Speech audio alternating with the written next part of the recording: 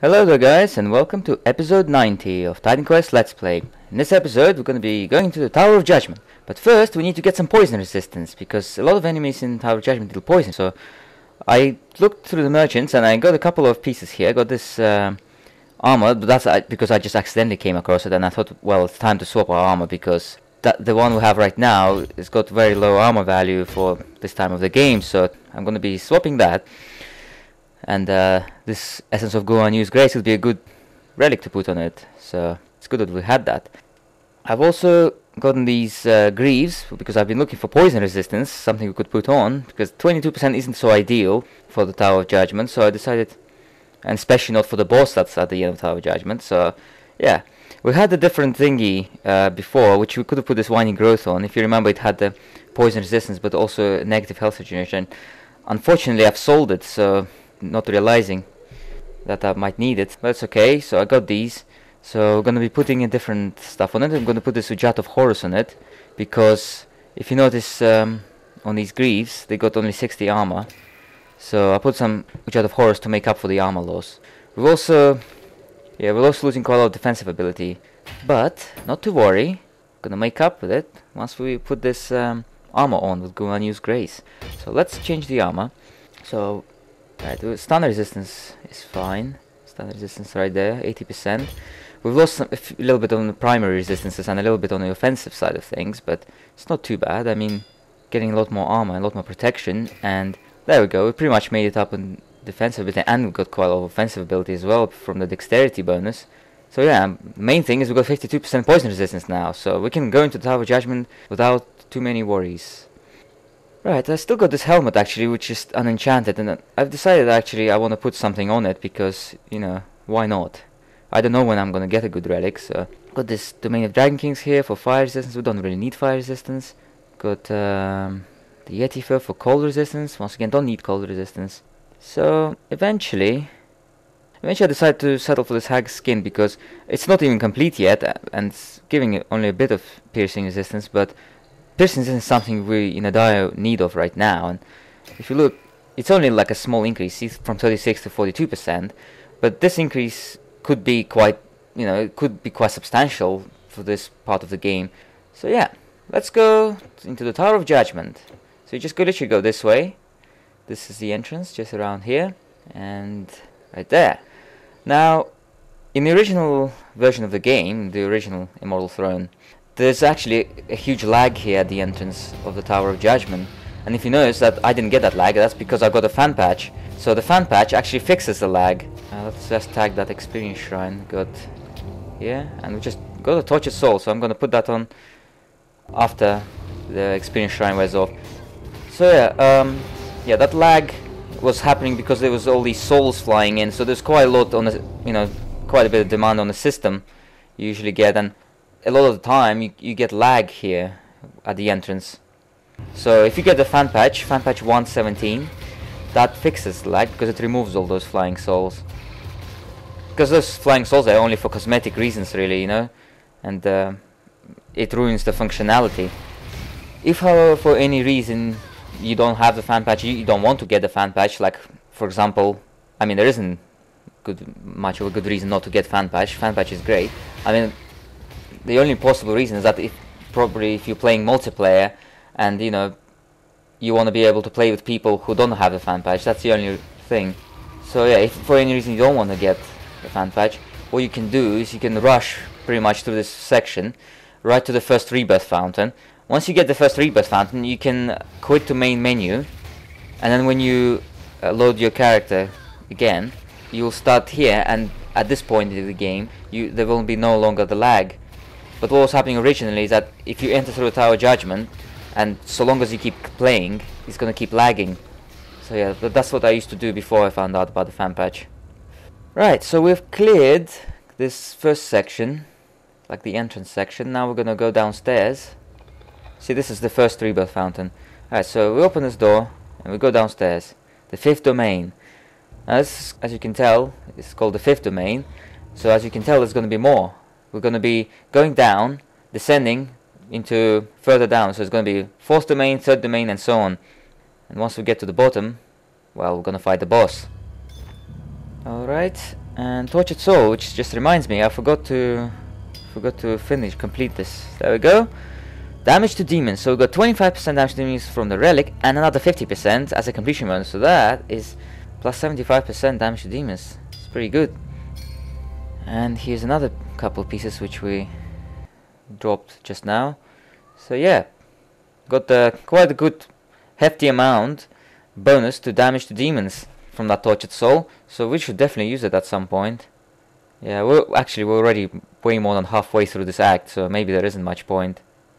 I mean, there's not that many demons in the first 3 acts of the game, so once we start Epic, it's not gonna be much different. Maybe in Epic Act 4 this will come in handy.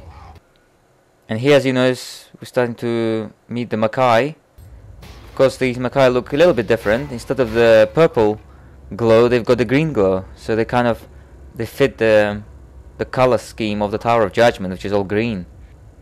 But otherwise, they're pretty much the same. I mean, they're just higher level, I guess. And of course, they still speak their weird language. And that guy flew all the way down. Yeah, I quite like this, the look of the Tower of Judgement. It's very nice. It's just weird. And yeah, we can do that, of course. Yeah, we're gonna go around and get them anyway. But I like this weird space kind of, the void look that the Tower of Judgement has. And we're getting really swarmed around here with the Makai, so that's Shrine of Mastery, that's really helpful there. So Colossus form whilst in a Mastery Shrine effect, so that's gonna be really powerful now. Look at that, even Colossus is losing a lot of health. I mean, there's those Master Archers there shooting at us with their poison arrows. And Master Archers has so much trouble. Here we go, see there he is. Just go take care of him. And yeah, we cleared them all out. That Mastery Shrine was really a god-given. She would have been a lot tougher without it. But yeah, as you notice, there's Master and Grandmaster Archers. They're really dangerous. Even just one in a pack is already enough. I mean, look, here's another one. There's a Grandmaster Archer. Just gotta take care of them, you know, really quickly before they do you in. Right. Format Kudat. I really love how these Makai speak. I have no idea what their language, what they're saying, but I really would love to see the translation of their language, what each of those phrases mean. As you probably noticed, we're meeting quite a lot of these Epiales in the Tower of Judgement as well, as I mentioned in a previous episode. That's pretty much one of the main reasons you need poison resistance here. I mean, you get poison damage from Epiales, you get poison damage from the Makai Master and Grandmaster Archers, and you get a few other monsters in here. And of course the boss himself, Kerberos. He's pretty much just literally a poison boss, just pretty much all his attacks deal poison. And quite a lot of it as well. So without poison resistance, you're gonna be really struggling in here. Got a few of these Warden Makai here as well. You can see they use spears pretty much. They're not as dangerous as the Master and Grandmaster Archers. But if you got quite a lot of them, they can be dangerous.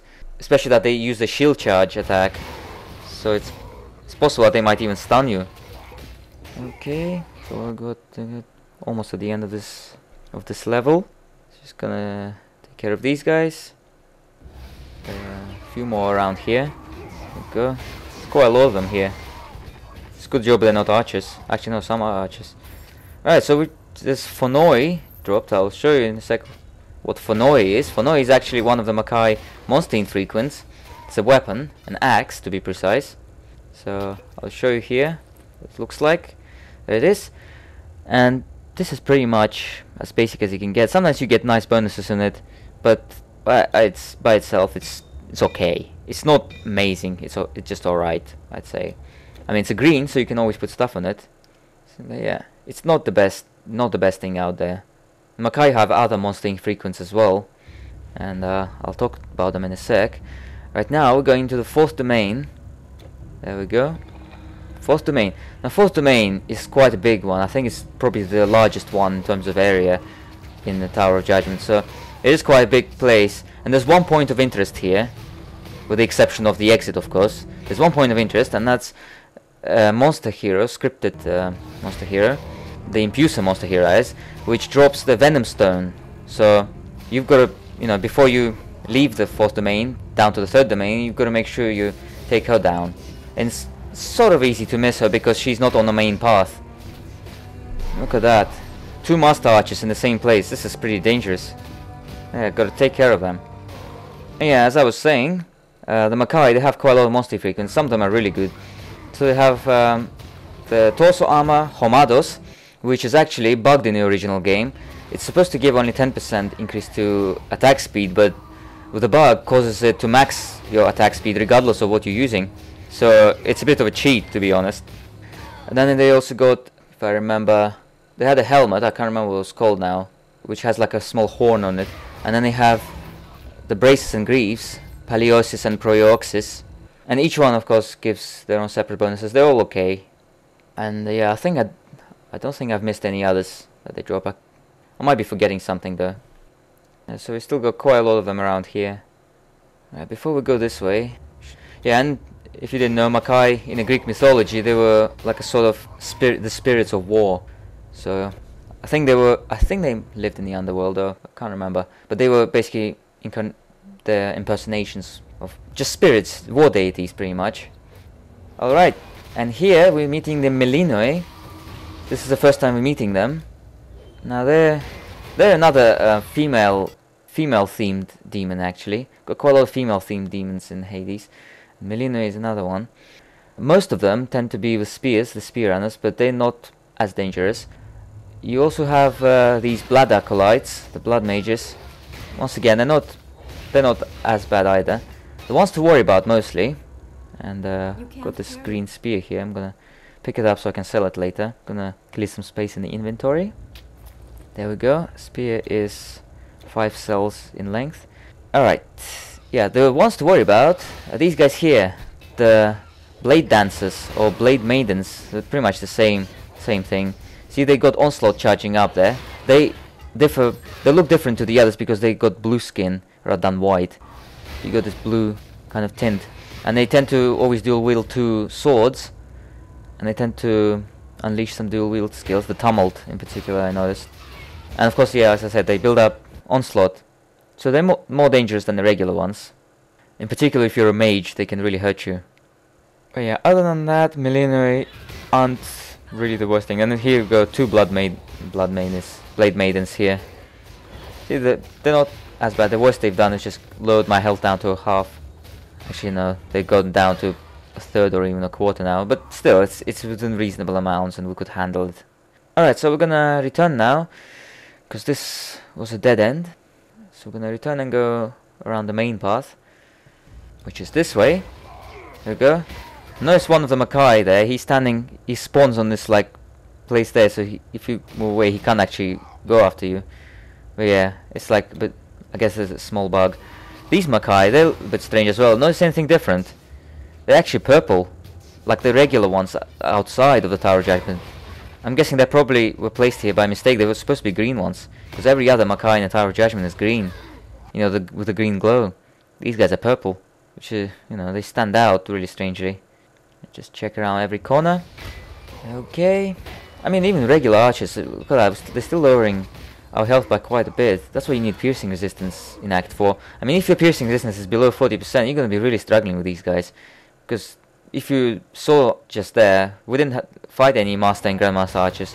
They were just regular archers, there's 4 or 5 of them. And they still lowered our health quite quickly. Alright, notice the exclamation mark down on the minimap. That's that Impuser monster hero that has a Venom Stone. And we just leveled up, so let's level up first before we fight her. I want to lure these. It's actually quite nice to lure these guys away from her. I mean, it's not like she's hard or anything. She's pretty easy, in fact. But it could get a bit problematic if you got a lot of enemies attacking you at the same time. So, alright. Let's see. So, let's max out Obscured Visibility, 6 out of 6. So, that's going to lower enemy resistances when we cast Squall. And we've got quite a lot of skills in defense already.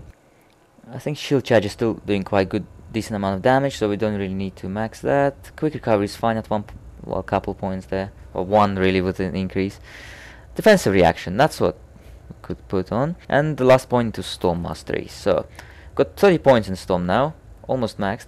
And the attributes, I put 1 in Dexterity and 1 in Strength. I think, yeah, so offensive and defensive ability getting a bit of a boost.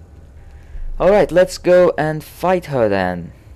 So we've got Melinoi Blade Dancer here, so let's just take care of her. There we go. And there she is. Canis the Serpent Queen. You know, she's a poison-based infuser, so she drops the Venom Stone. And she's obviously a quest related, so she always spawns in the same place. Actually no, I might be wrong. She doesn't always spawn in the same place. If you remember that part that we went, which had a dead end, I think some of the time she spawns there. Though I could be wrong. It's basically worth checking the entire floor, because I think she's got 2 or 3 different locations where she could spawn. There we go. She's really easy. We didn't even break so much as a sweat. And there we go, the Venom Stone. So there it is. It's green, and we already have the Frost Stone here. So we've got 2 stones out of 4 that we need for Hades Treasury. Right, that's about it around here. So let's go and finish the rest of this floor. Oh yeah, and before we forget, we also picked up Chill of Tartarus, and there it is. Combine it. Right, let's get going. And that was actually really surprised me when I was playing. Blade Mistress Anicia. That's a Millennium hero. She just rushed right at me. Completely surprised me. So this is the kind of stuff we're dealing with, you know. Monster heroes can do that. If I remember correctly, there was a Night Stalker monster hero that could do Phantom Strike, you know. So that's really dangerous. So never drop, you know, never lower your guard. You don't know who's gonna rush at you and from which corner. Alright, so let's just deal around here. I think this is dead end, yep. So we've got just a bit of section over there, in the top left corner. Lots of Millennium around here. And yeah, this has been quite a long episode actually. But that's mostly because we've done a 4th domain, and 4th domain is really big, as you've noticed. Look at that, we're losing quite a lot of health here as well. There's a couple of Blade Maidens there ganged up on us. And it's time to go into Colossus form. Whilst we've got Battle Marker on as well. This is gonna be death. We've got some Makai attacking us too. So yeah, this was a good time to go into Colossus. Look at that. Deadly power. Yeah, Battle Marker and Colossus is really deadly. Deadly combination. There we go. Yeah. Too bad we didn't have any more monsters around here. Well, that was quite a blast there. Well, it is the end of the 4th domain. So now we're gonna go down to the 3rd domain. And we shall stop around here by this Rebirth Fountain, and we'll continue going through the Tower of Judgement in the next episode. So I'll see you guys later. Bye bye.